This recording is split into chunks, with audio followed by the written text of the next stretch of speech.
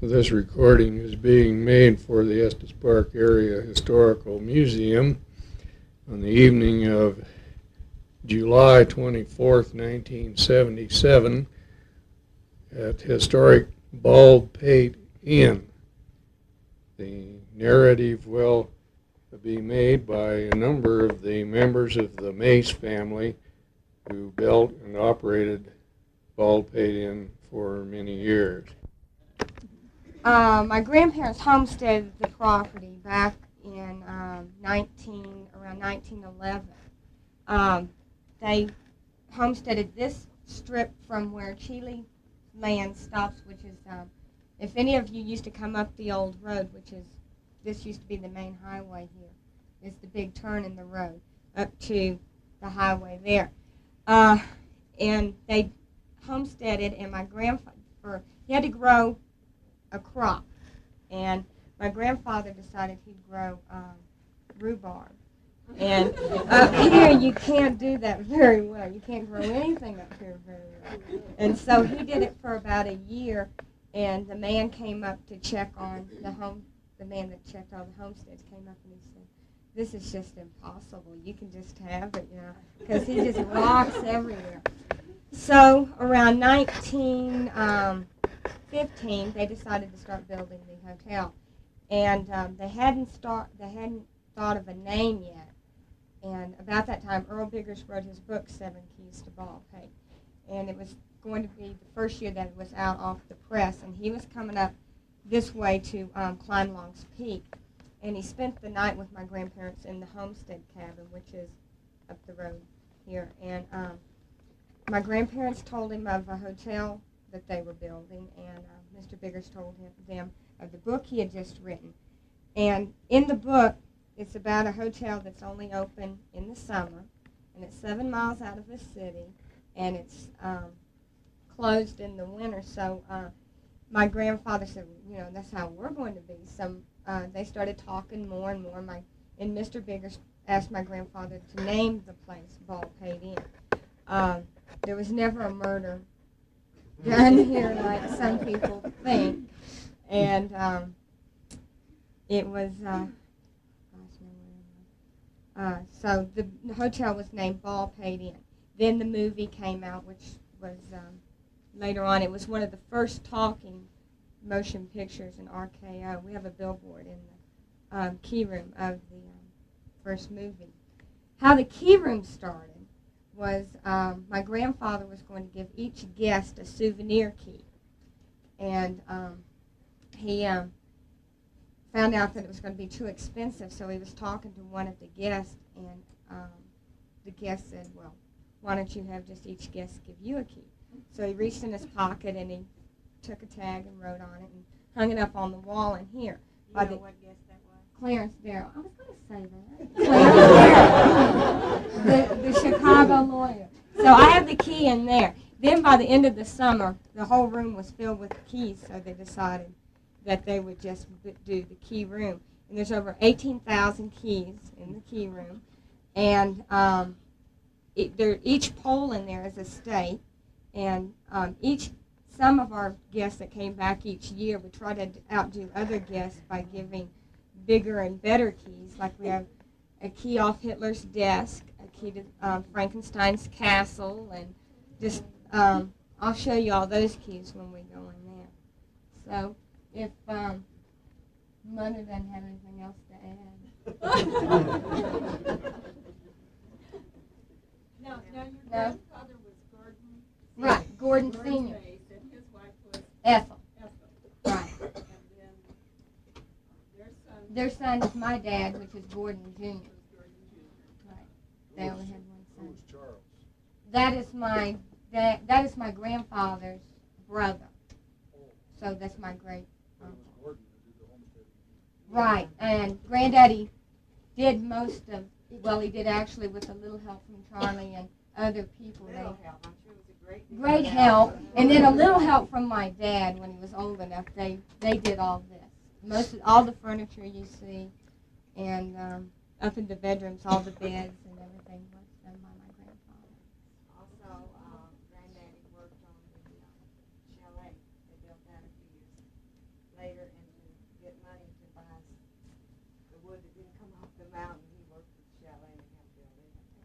most of the wood in the building is from right here on the mountain. They used to hang lanterns on most of on the beams in the building to get the sap, the heat to draw the sap out of them. So, When was this building built? 1915, and its first season was about 1917 or 18. 1917. And it was a real swinging joint back then. We had guests like Lana Turner, Jean Harlow, Roy Rogers. The dining room is filled with pictures of all our guests, famous guests that we had. And, pardon me? That's the building right across there. It's not too sturdy right now. But there used to be a lot of dances in there. The places, the different hotels, they would get together at one place every night for their guests. And like everyone from Baldpate would go to one like Elkhorn, and then the next night everyone would come up here, and they would have, it's got a stage in it. I mean, even back then they got a stage for the orchestra and a real nice dance floor. The main building is this right here. The key room and the sunroom were porches at the time, and then they added on. But this right here is the first built part of the hotel right here. What? You ought to put in a word about Chuck Malone, too. Oh, Chuck! I didn't know what Mother'd have Yeah, to well, say he was about one Chuck of the Malone. characters. Chuck Malone, Yeah.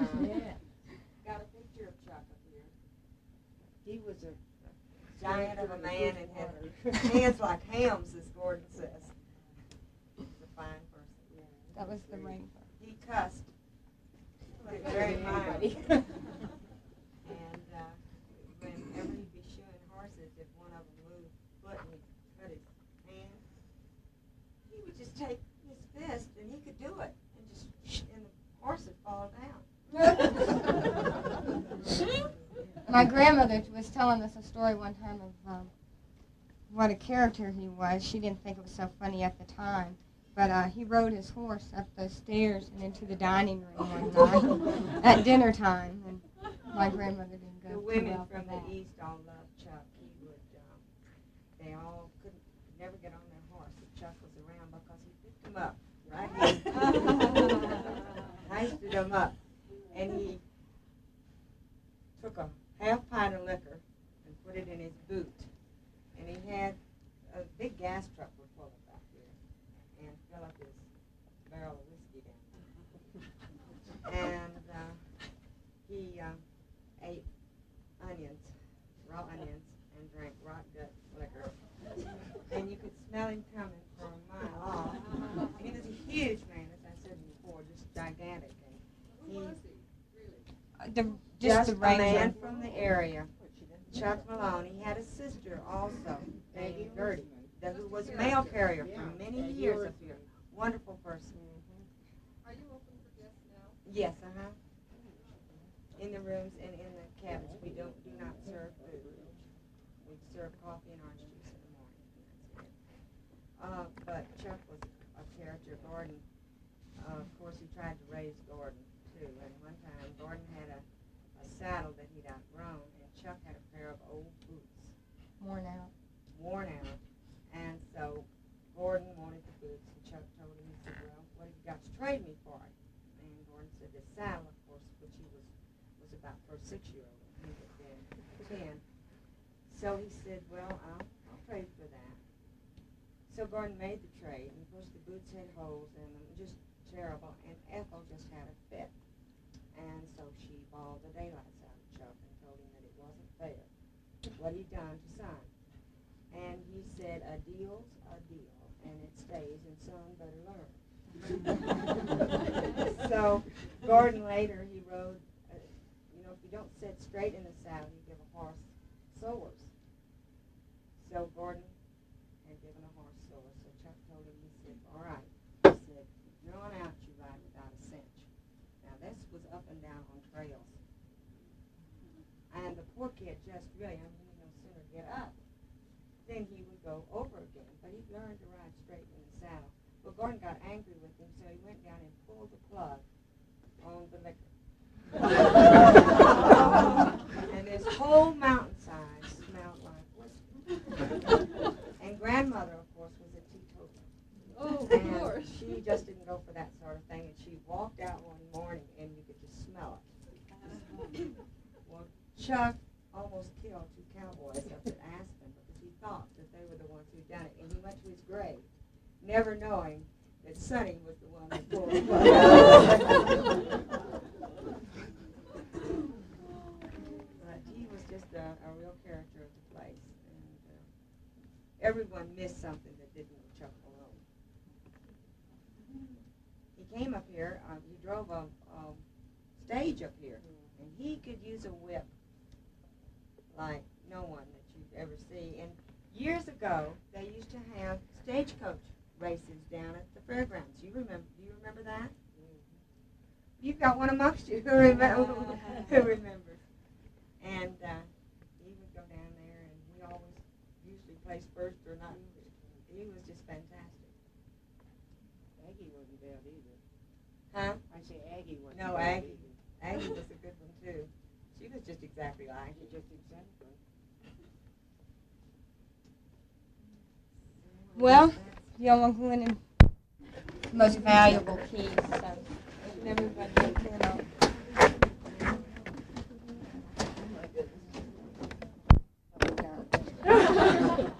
All the little kids from Chile camps go by and they go, "Oh, they got the key to Dracula's coffin." Huh?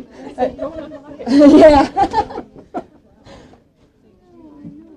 I should get together with you. Make Between the two of them, I'm sure I won't get left out. Dear, I gladly did one. I didn't think it was here.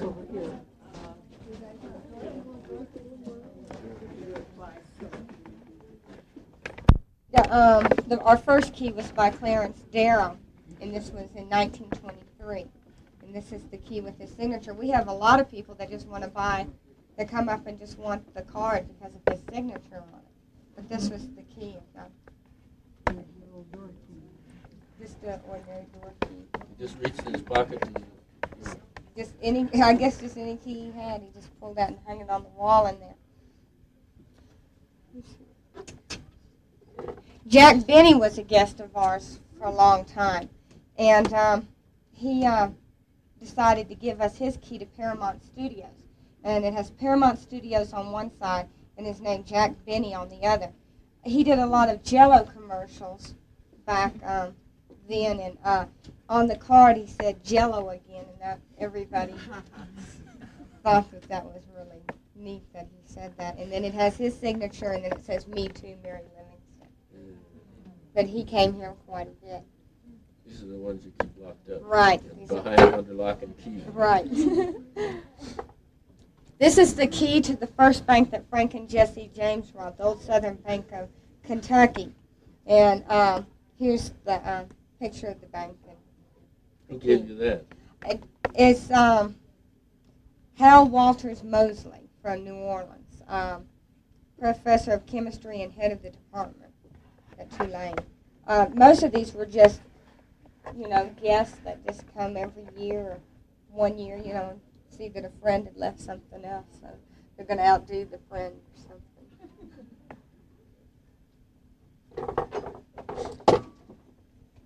We've got 2 keys to Frankenstein's castle. There never was a monster Frankenstein, but there was a scientist, Berg Frankenstein. And some American tourist went over there and talked the caretaker out of 2 keys. I don't know if they're to the front door or what, but they're to a door in Frankenstein's castle.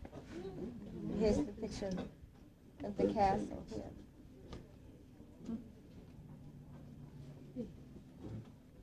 Was that in Pennsylvania? That is in, Little Alter. Little Alter. pardon, where is it? Little Alter. But I don't know where that is. It's in Germany, of course. I'm not sure where.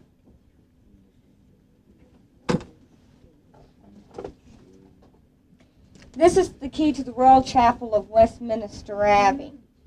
And some American tourists got this one for us. This other key has a kind of a funny story to it. This is the key to the side gate of Buckingham Palace. And how this key was obtained was there was some college boys over there, and you had to pay something like 50 cents or whatever to tour the Westminster Abbey. And no, Buckingham Palace. I'm sorry, mixed up with that one. And they were posting some signs one day that somebody had died, and they had left the key. One of the guards had left the key in the door, and they took it. And there was an article that they sent over here too, saying that the key had been stolen, and they didn't know who had done it. And they were looking for it. But this is the key here.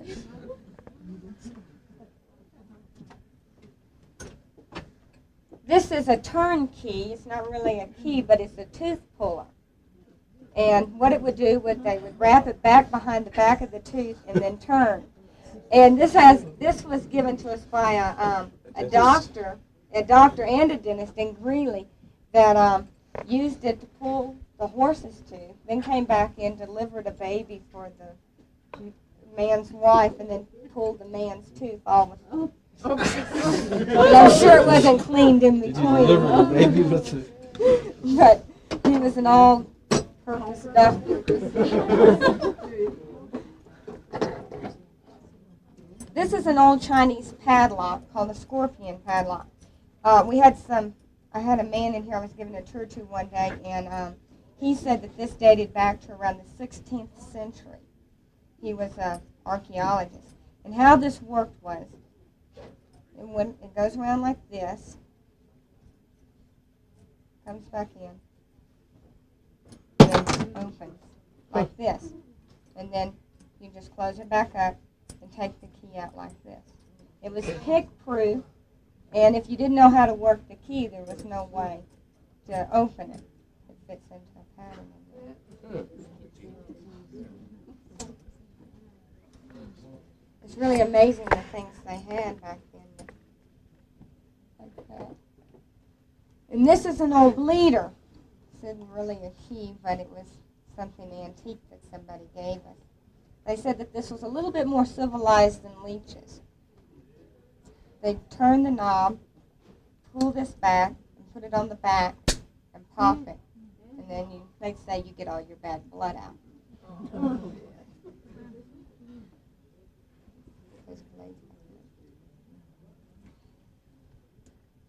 This key here is called the key to the Continental Divide.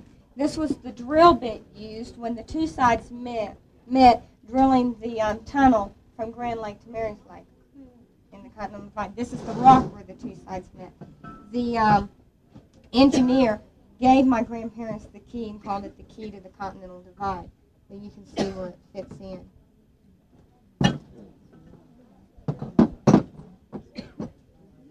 And then this is just a picture of one of the last productions of Seven Keys to Baldpate, done in '61, and it had Joey Ross, Fred Gwynn, and Jane Meadows.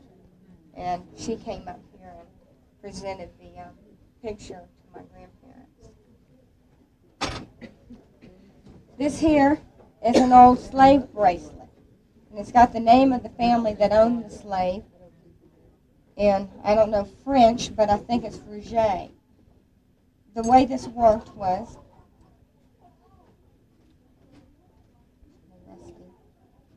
everything is, this works like this. The slave didn't have the bracelet. There was no way he could get it off, because this is the other end. This fits in like this.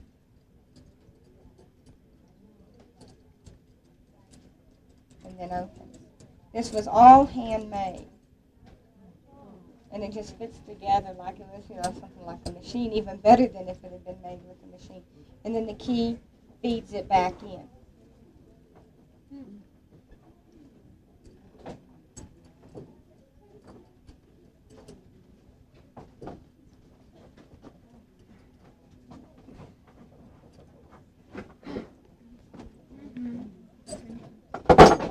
This is the key of life. This was found around King Tut's neck when they opened the tomb. And the man, one of the scientists that was with it, presented this to my grandparents. This is made of ice. This was the key of life.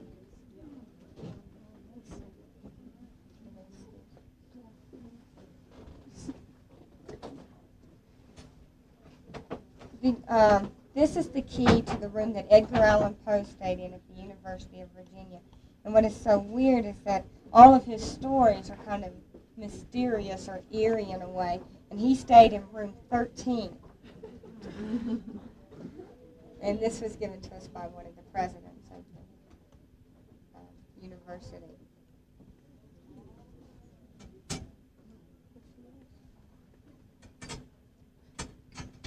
And then this is a key that Earl Biggers gave us that he called if you haven't read the story Seven Keys to Baldpate, it was a murder mystery about a hotel that was in the dead of winter. And a key was given out for this man to come up. And he didn't know that six or seven other keys had been given out, and a murder was committed. And he was supposed to be the only man up there. And so Mr. Biggers says on the back of this key, "This is the original key to Baldpate. All the rest are imitations. The old man gave the key to me the day before he died." And if you've read this story, that says a lot. In the back, we have a lot of old war keys that opens up back there that I can show y'all. Each pole in here is a state. If you've been here before, you were a guest and gave a key, you might be able to find one. I'll show you the key off Hitler's desk back there. Guest quite often at the hotel, and he always told my grandparents he was going to drop them a key one day. And they said, "Oh, okay, fine, we'd love to have another key." Well, one day he flew his plane over and dropped the key from the plane. And he dropped it over the hotel, and it drifted somewhere downtown. They had to go retrieve it. And he got in a lot of trouble because he landed his plane where the fairgrounds are now. And they had to cut the altitude so thin up here, the areas, that he couldn't take off. So the Air Force had to come and take apart his plane. And he got in a lot of trouble for that. These are all war keys in here, so we can just open this and then I'll. This is the first Tokyo fire raid, and it's called the key to the defeat of Japan. You can see where it's all been bombed in there. This is the key off Hitler's desk. An American spy got it for us, and it says, "This key, along with other things, was obtained, from the Führer's side desk in the Reichschancellery in Berlin, Germany. The desk was known as," and I'm not a German expert, "the Tisch for Feldmarschall von Hindenburg." And this is the key off his desk. This is the key to the German submarine merchant vessel Deutschland, which won fame during the World War for its 2 trips to the USA carrying valuable cargoes through Allied blockade. The rest of these were just men over World War I and World War II that had gotten keys, and they sent them to us. The hotel keys that they found over there. Some of the writings on it are kind of amusing, some of the keys. The rest of the keys you kind of have to look at yourself. Some mean something and some don't that are hanging on the wall. So if y'all want to, y'all can just walk around and make yourself at home and look. There's back behind that fence over there. There's a picture of Estes Park in 1901.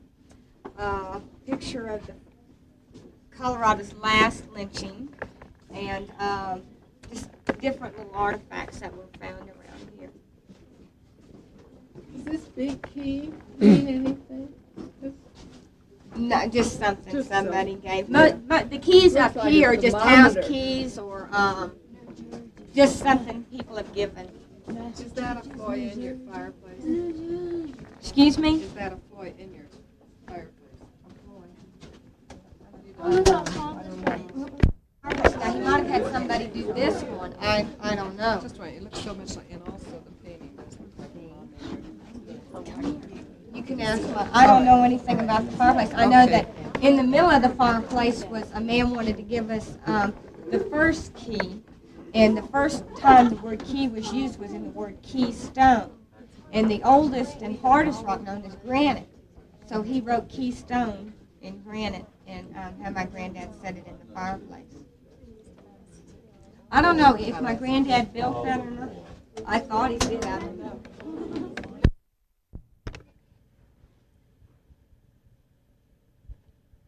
This concludes a recording made at Baldpate Inn. The principal narrator was Miss Penny Mace, a granddaughter of Gordon Mace, the builder of Baldpate Inn.